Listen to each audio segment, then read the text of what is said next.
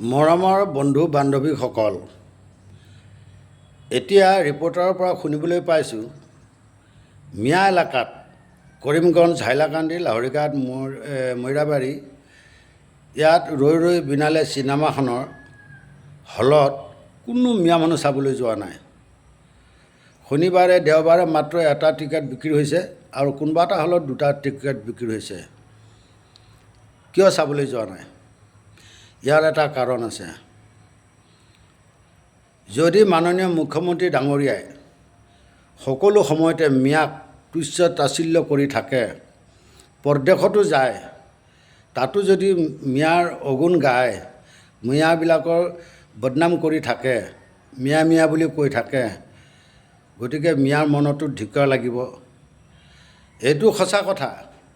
জুবিন দাই মিয়াবিলাককো বহুত ভাল পাইছিলে, সকলো জাতি ধৰ্ম সকলোকে ভাল পাইছিল, মিয়াবিলাককো ভাল পাইছিল আৰু মিয়াবিলাকে জুবিনক অন্তৰেৰে ভাল পাইছে আৰু ভাল পাই থাকিব।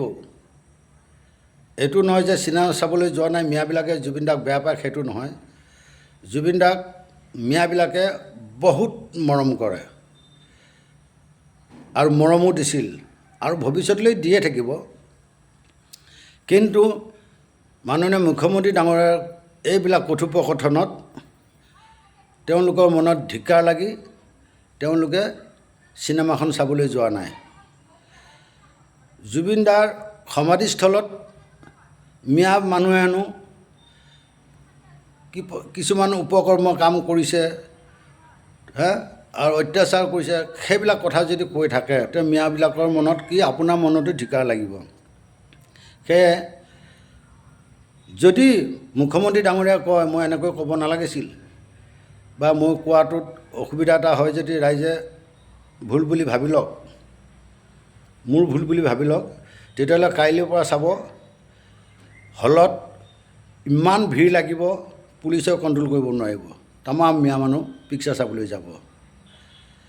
মোৰ আশা ৰাখিল যেন মুখ্যমন্ত্ৰী ডাঙৰীয়াই আৰু মিয়া মানুহক অন্য ভাষাৰে তুচ্ছ তাচ্ছিল্য জানো নকৰে। এই কৈ মই মোৰ কথাখিনি ৰাখিলোঁ।